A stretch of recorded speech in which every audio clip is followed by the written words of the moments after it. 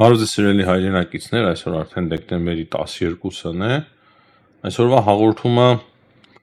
վերաբերվելու է Հայաստանին, շատ կարևոր հետաքրքիր թեմաներ կան քննարկելու, հավաքվել են մի քանի կարևոր հարցեր, դրանից բացի միջազգային ասպարեզում եւս հետաքրքիր շարժեր ենք նկատում եւ հետաքրքիր հայտարարություններ կան, նաեւ աշխարհաքաղաքական շարժեր կան ՆԱՏՕ-ի հետ կապված, Ամերիկայի Միացյալ Նահանգների, Եվրոպայի, Ռուսաստանի կփորձենք այս թեմաներից խոսել եւ հասկանալ թե ինչ է տեղի ունենում։ Կարծում եմ կարևոր է սկսել նրանով, որ Փաշինյանը պատասխանեց փաստացի Ադրբեջանի արտգործնախարարության հայտարարությանը, գիտեք, Ադրբեջանի արտգործնախարարությունը շատ կոպիտ տեքստ էր հրապարակել, դե քանի որ միջամտում են Հայաստանի ներքին գործերին, ես այդպես եմ բնութագրում այդ տեքստը, կոպիտ միջամտության տեքստ Հայաստանի ներքին գործերին, խոսքը Եվրամիության հետ ռազմավարական հարաբերությունների ձևավորման մասին է, որը որ շատ դուր չէր եկել Բաքվին եւ այդպիսի տեքստեր հրապարակել, փաստացի պահանջելով Եվրամիությունից եւ Հայաստանից ռազմավարական հարաբերությունների այդ փաստաթղթից հանել բազմաթիվ կետեր ու Փաշինյանը արձագանքելով ասել է, որ եթե մենք վերսկսենք Լեռնային Ղարաբաղի հայերի տեղահանման հարցը բարձրացնել, կոնֆլիկտը կրկին նոր թափ է ստանալու ու նա ասում է, որ ես ասել եմ, որ չենք շարունակելու մենք այս կոնֆլիկտը շարժումը ավարտված է, բայց նույն ժամանակ Ադրբեջանը շարունակում է անհասկանալի հարցեր բարձրաձայնել, անհասկանալի ձևով իրեն պահել, քանի որ բարձրացնում է այսպես կոչված արևմտյան Ադրբեջանի հարցը։ Սա շատ հստակ պատասխան էր Ադրբեջանին, որ ոչ թե մենք, այլ դուք պաշտոնական մակարդակով, քանի որ դրա մասին խոսում է Ալիևը եւ մնացած պաշտոնյաները, հորինված այսպես կոչված Ադրբեջան է արևմտյան փնտրում Հայաստանի տարածքում, իսկ մենք հայերս Հայաստանի Հանրապետությունը, դա է ասում Փաշինյանը, մենք հրաժարվել ենք այդ հարցից, Լեռնային Ղարաբաղի հայերի վերադարձի հարցից, քանի որ մտածում ենք, որ դա կոնֆլիկտածին հարց է, դա ասում է Փաշինյանը, եւ եթե մենք այդ հարցը բարձրաձայնենք, դա նշանակում է, որ մենք շարունակելու ենք կոնֆլիկտը։ Հստակ ասում է, որ Եվրամիությունը, եթե բարձրաձայնում է այդ հարցը, դա ուրիշ է, մենք պաշտոնական մակարդակով չենք բարձրաձայնում, իսկ դուք բարձրաձայնում եք։ Ահա այս կերպ է Փաշինյանը պատասխանում Բաքվին։ Ես կարծում եմ, որ եթե կողքից ինչ որ մեկը լեսելիս լինի, այսինքն ինչ որ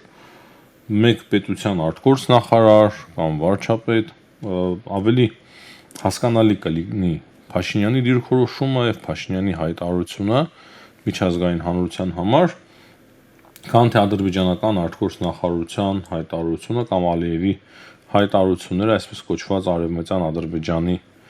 մասին։ Եվ ես կարծում եմ, որ այդ հայտարարությունները ոչ թե Ադրբեջանին միայն ուղղված, այլ նաեւ միջազգային հանրությանը։ Հիմա ճիշտ է ասում Փաշինյանը, թե սխալ է, այս հարցը չեմ քննարկում, սիրելի հայրենակիցներ։ Մեկ-մեկ երբ որ ես մեջ եմ բերում Փաշինյանի հայտարարությունները կամ մենք փորձում ենք վերլուծել իր կողմից արտահայտված մտքերը կամ իր կողմից վարված քաղաքականությունը, շատերի մոտ տպավորություն է ստեղծվում, որ ես կամ աջակցում եմ կամ մերժում եմ Փաշինյանի քաղաքականությանը։ Այս պարագայում, կոնկրետ այս պարագայում ես այդքան էլ շատ համաձայն չեմ, որ Լեռնային Ղարաբաղի հայերի հարցը չպետք է բարձրաձայնվի, բայց այդտեղ էլ կան նրբություններ, դրա համար ես մի փոքր զգուշավոր եմ կարծիք արտահայտում, ասելով, որ ավելի լավ կլինի, որ մեր դաշնակից երկրները այդ հարցը այս պահին, ընդհանրապես այս պահին, երբ որ մենք փորձում ենք կարգավորել հարաբերությունները Ադրբեջանի հետ, այս պահին դեռ իրենք առաջ տանեն եւ դրա համար Հայաստանի արտգործնախարարությունը ներքին կարգով աշխատի իր գործընկերների հետ եւ իմ կարծիքով այդպես էլ փաստացի տեղի է ունեն սիրելի հայրենակիցներ եւ դրա համար Եվրամիությունը իր փաստաթղթում այդ կետերը ներառել է եւ ահա այստեղ իրականում Հայաստանը չես կարող մեղադրել, բայց Ադրբեջանը փորձում է Հայաստանին մեղադրել։ Ինչ որ է, շատ կարևոր է, որ պատասխանը եղավ, եւ այս պատասխանը ես կարծում եմ, որ ամեն դեպքում կարևոր էր։ Հիմա մեկ այլ հարց քննարկենք, եւ դա կապված է Փաշինյանի այցի հետ։ Մոսկվա, Ռուսաստանի Դաշնություն, ԵԱՏՄ-ի հերթական հավաքին վարչապետների տարօրինակ է, գիտեք ինչն է տարօրինակ, երբ որ Փաշինյանը շատ լավ գիտակցում է, որ պատերազմ է եւ հաճախ են փակվում օդանավակայանները Ռուսաստանում, Մոսկվայում, նրանց բացի գիտենք թե ինչ վերաբերմունք ունի Ռուսաստանի Դաշնությունը կոնկրետ Փաշինյանի նկատմամբ եւ Հայաստանի Հանրապետության քաղաքական ղեկավարության նկատմամբ, երբ որ դու գնում ես ժամերով սպասում ես օդում, քեզ թույլ չեն տալիս վայրը չկատարել, դե պարզ է նաեւ անվտանգության նկատառումներով, բայց հետո ստիպված ես լինում արդեն Սանկտ Պետերբուրգ վայրը չկատարել, հետո նոր գալ Մոսկվա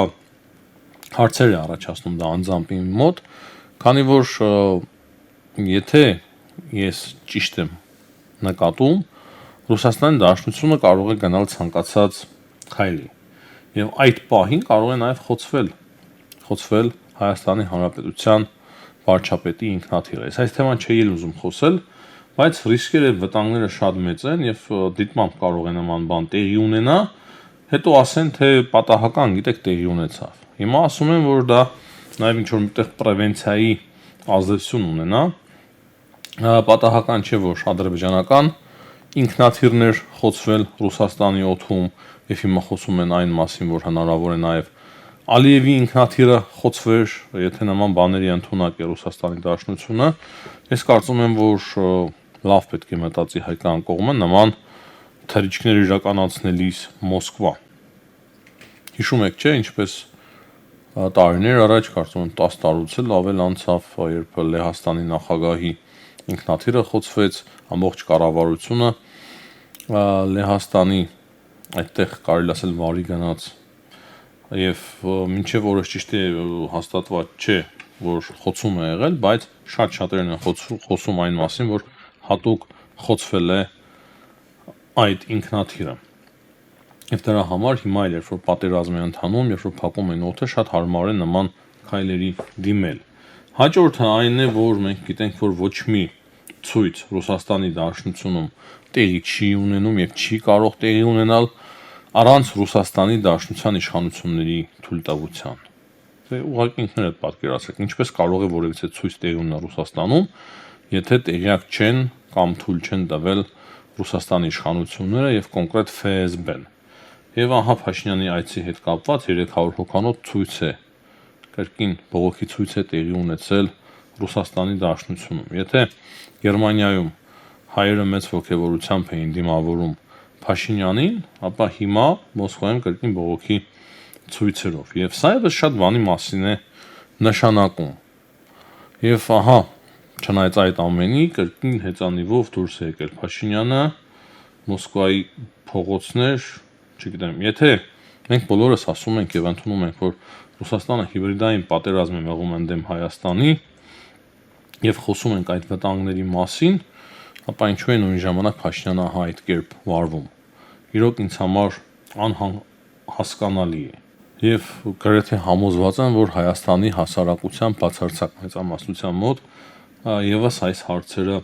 առաջանում են։ Էլ չեմ խոսում այն հարցերի մասին, որոնք որ առաջանում են այն պատճառով, որ Հայաստանի վարչապետը մասնակցում է այդ ԵԱՏՄ-ի հավաքներին։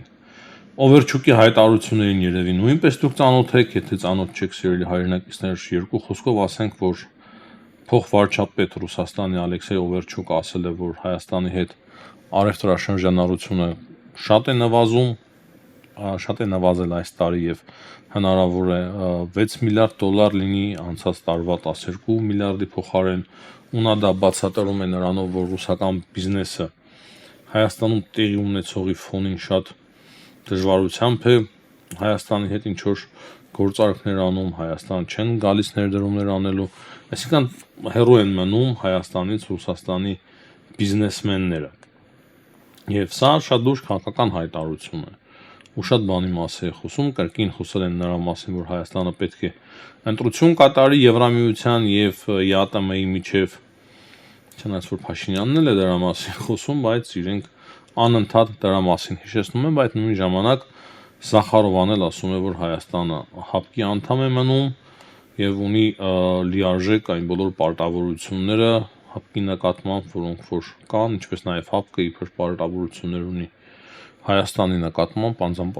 ճիշտ ասած չեմ նկատել, որ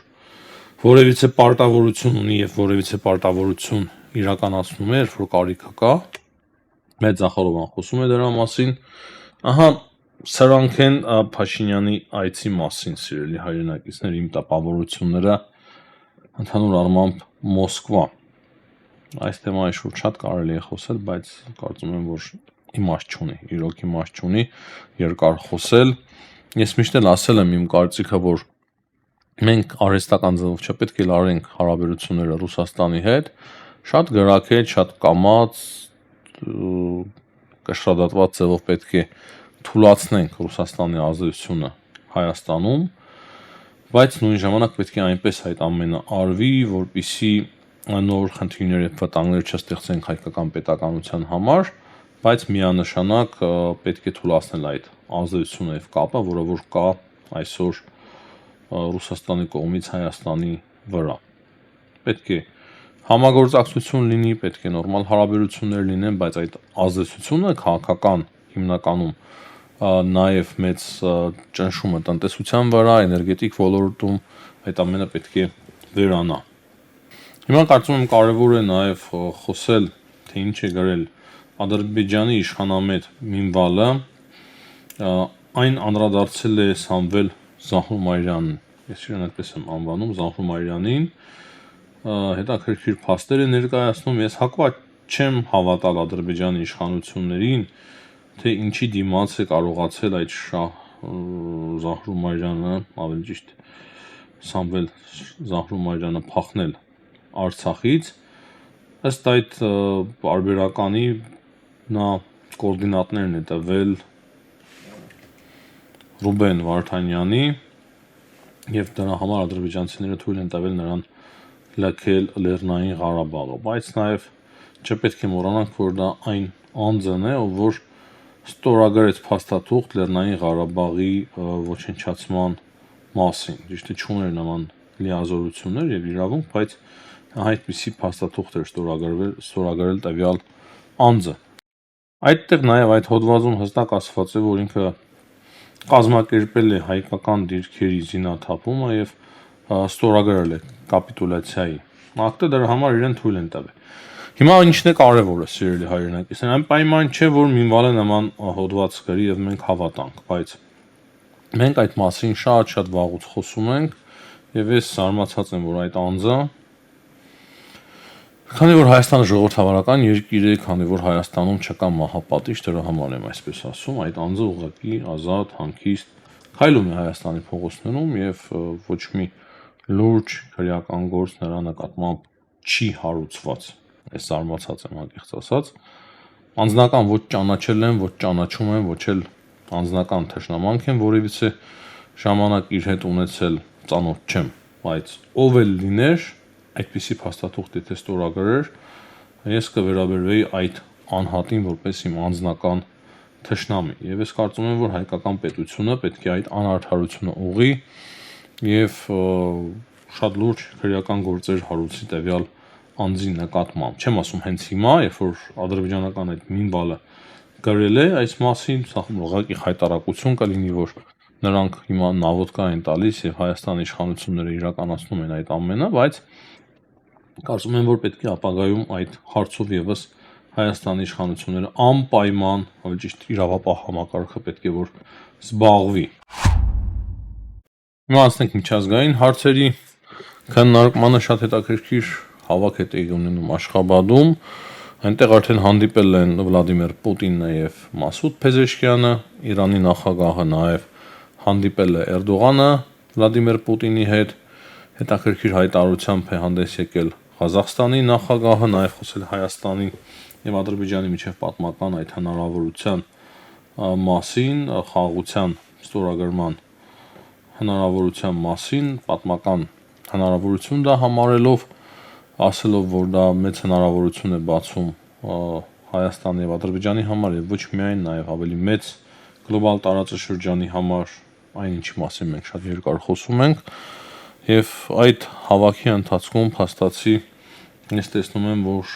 Պուտինը հետաքրքիր հանդիպումներ է կարողանում անցկացնել ահա Թուրքիայի նախագահի հետ, Փեզեշկյանի հետ, նաեւ Իրանի նախագահի դրանից առաջ գնացել էր Հնդկաստան, փորձում է ցույց տալ, որ ինքը միջազգային իզոլացիայի մեջ չէ, իսկ նույն ժամանակ Թուրքիայի արտգործնախարարը հետաքրքիր հայտարարություններ է արել 3 փաստացի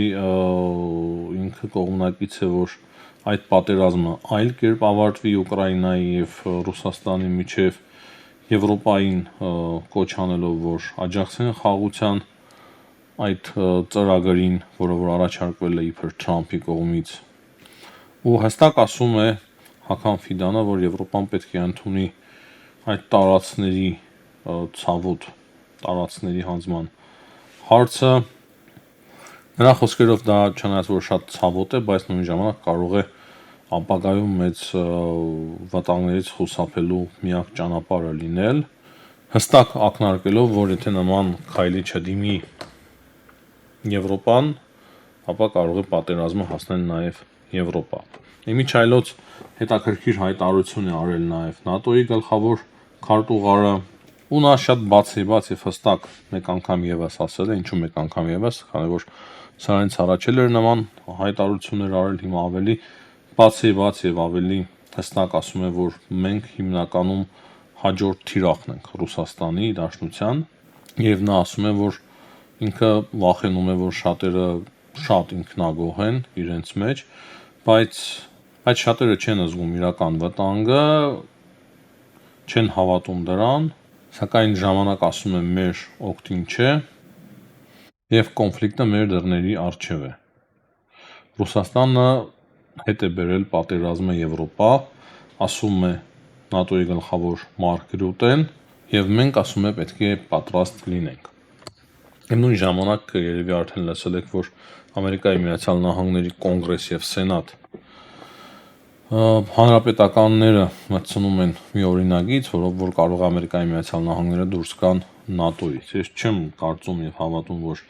այդ օրինագիծը կընդունվի, ոչինչ չեմ կարող բացառել։ Սակայն մեկ այլ հետաքրքիր օրինագիծ է ընդունել Ամերիկայի Միացյալ Նահանգների օրենսդիրը, որ 800 միլիոն դոլարի օգնություն է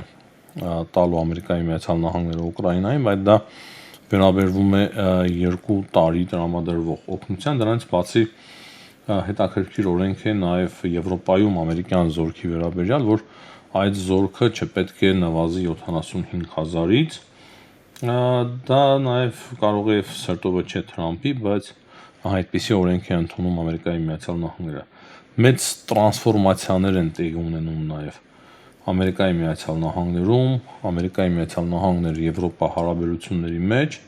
պայքար կա տարբեր բևեռների միջև, նաև Ամերիկայի Միացյալ Նահանգների ներսում այդ պայքարը հստակ զգացվում է, պետք է հետևենք եւ հասկանանք, թե ինչ է տեղի ունենում։ Եվրոպական երկրների առաջնորդները, հատկապես Եվրամիության առաջնորդ Ուրսուլա ֆոն դեր Լայենը կոչ է արել Ամերիկայի Միացյալ Նահանգների նախագահին չմիջամտել Եվրոպայի ներքին գործերին, հիշում եք, Դոնալդ Թրամփը խիստ քննադատել էր Եվրամիությանը։ Ամերիկայի Միացյալ Նահանգների ներսում շատ լուրջ անվստահություն կա արդեն Թրամփի քաղաքականության նկատմամբ, դա նկատվում է նաև հանրապետականների մոտ, իմիջայլոց դեմոկրատները ընդհանրապես չեն վստահում եւ ինչ ասում են, ժողովրդի մոտ շատ լուրջ վարկանիշի նվազում ունի Դոնալդ Թրամփը։ Եվ այս ամենը ինչի համար է, սիրելի հայրենակից, ինչի համար է մեզ այս ամենի մասին խոսում, մենք պետք է ուղղակի շտապենք, որպեսզի Թրամփի երթուղին կյանքի կոչվի, քանի որ վաղը իմ պատկերացմամբ Թրամփը ավելի ու ավելի շատ է կորցնելու իր վարկանիշը, ավելի մեծ խնդիրների է բախվելու Ամերիկայի Միացյալ Նահանգներում, եւ այդ ժամանակ այնպես չստացվի, որ մենք էլ դրա պատճառով ունենանք խնդիր։ Կրկնեմ, այն փաստաթուղթը, որը որ ստորագրվեց օգոստոսի 8-ին, մեզ համար շատ ձեռնտու փաստաթուղթ է, եւ մենք շատ պետք է շտապենք, քանի որ քիչ ժամանակ է մնում եւ երբ որ Ամերիկայի Միացյալ Նահանգները շատ հաստատուն կերպով մտնեն Հայաստան, Թրամփը կլինի թե չլինի մեծ հաշվով մեծ համար արդեն կարևոր չի լինելու։ Երևի նաև լսել եք այն մասին, որ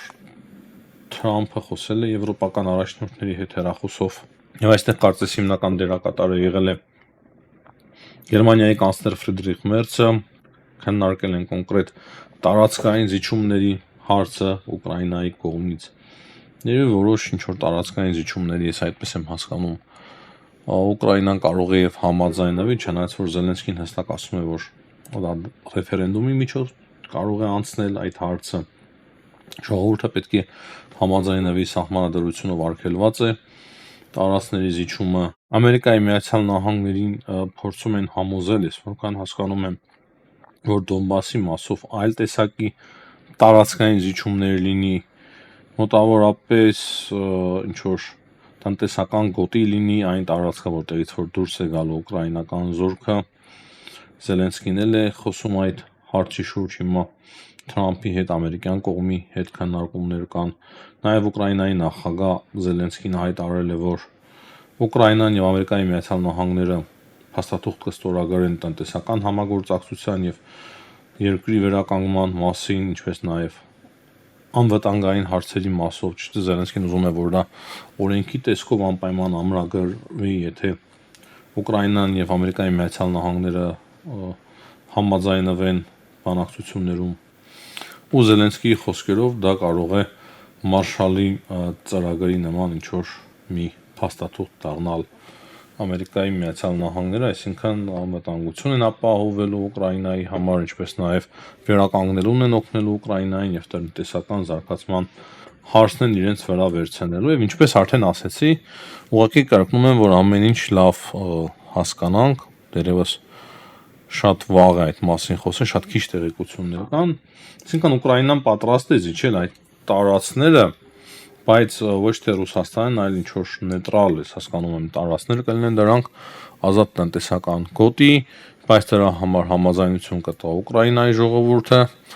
ռեֆերենդումի միջոցով կարող է նաև ընտրություններ տեղի ունենան, չէ՞ որ Պուտինը դա էլ էր պահանջում,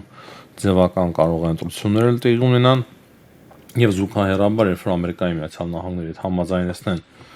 այդ փաստաթուղթը, արդեն փաստաթուղթ կստորագրեն առանձին նահանգների հետ անվտանգության այդ երաշխիքների վերաբերյալ։ Ահա այսպիսի տեղեկություններ, սիրելի հայրենակիցներ,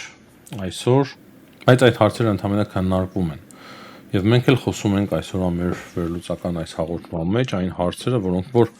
քննարկվում են, սակայն կարծում եմ, որ մինչև տարվա վերջ շատ բան պարզ կդառնա։ Հաջողություն եմ մաղթում բոլորին, ցտեսություն, կհանդիպենք։